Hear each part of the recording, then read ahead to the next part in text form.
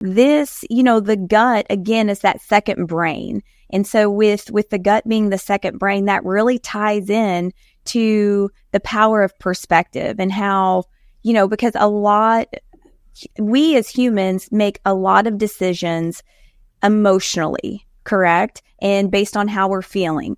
Hey, am I going to go for the ice cream because I didn't have a good day? Or am I going to make the better choice of eating, some frozen blueberries, right? Because it still has sugar, and that'll get that sugar fix, right? And so it's the power of choice and perspective. But I think it takes a while to really establish those practices.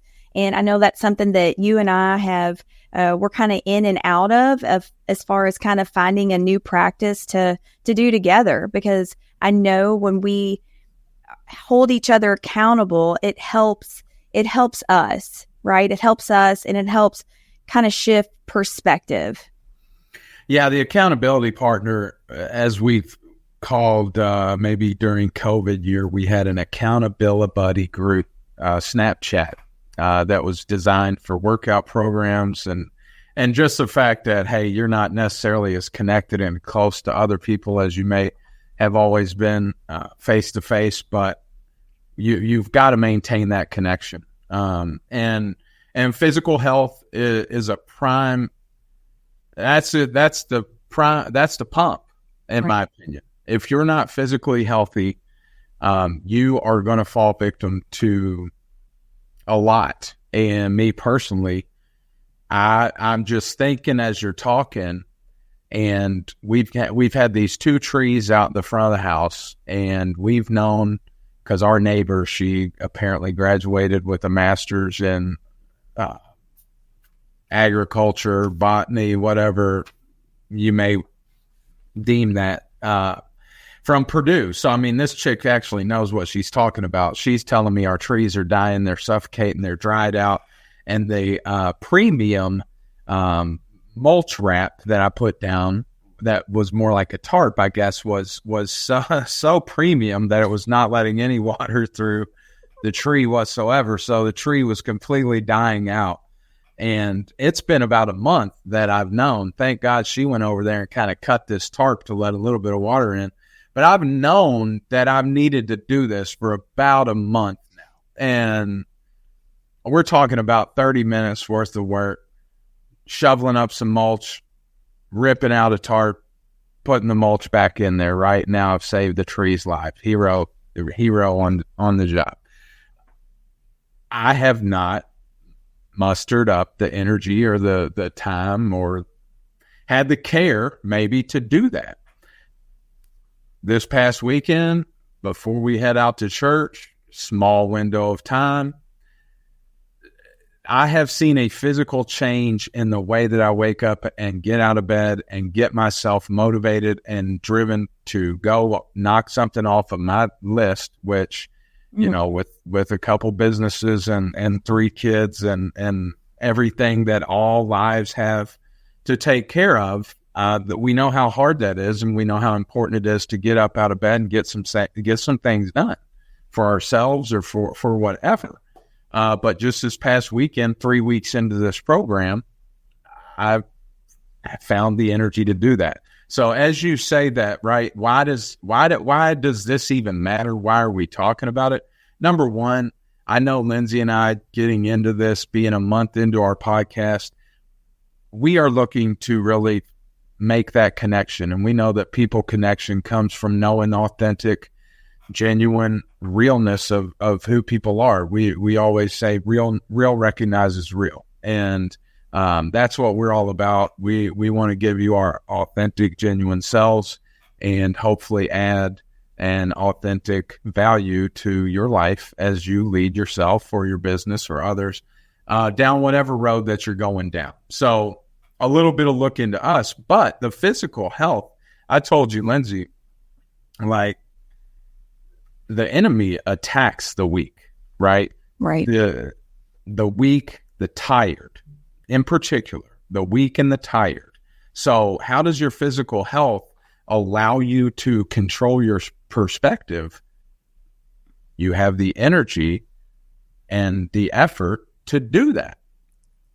And Lindsay, you were telling me as we maybe shift into what you got kind of hinted at your last 24 hours, and the topic that we have here, laughing a little bit about this last 24-hour flight path you had.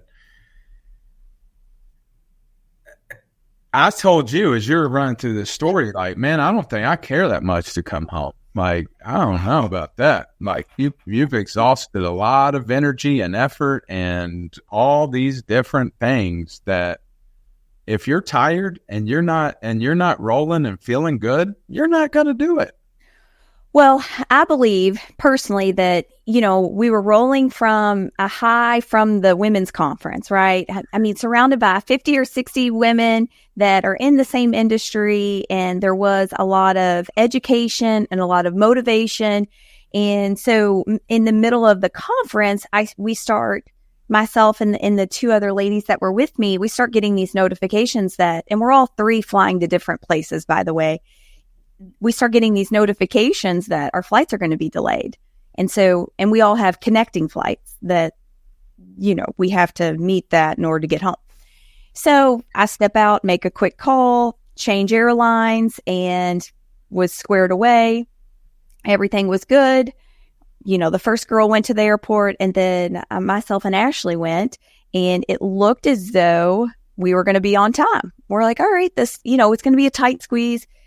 All of a sudden, we're delayed, right? And we're delayed. And then we're delayed so much that we're going to miss our flight, our connecting flight, both of us. And so in the moment, I'm like, we kept going back and forth, and I kept looking at all these different avenues of how can I get on this plane?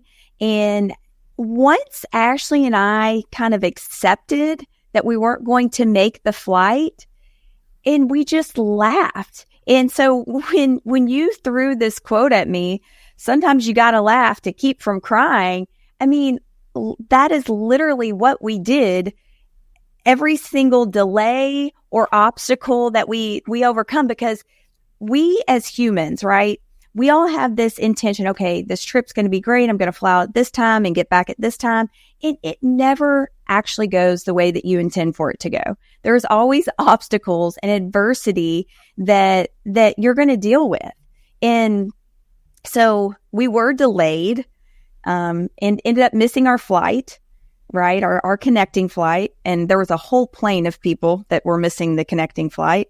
And so once we got off, we actually got a hotel in Atlanta, which I really didn't want to do, but we did. And it was covered for us through Delta.